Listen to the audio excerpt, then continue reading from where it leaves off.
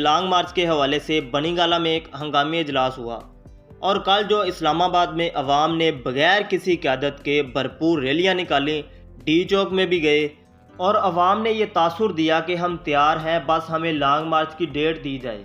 और ये जो रैलियां निकाली, अवाम ने इसके अंदर अपने गुस्से का इजहार किया। असल में आप देखें तो अवाम के अंदर बहुत सारा गुस्सा पाया जा रहा है।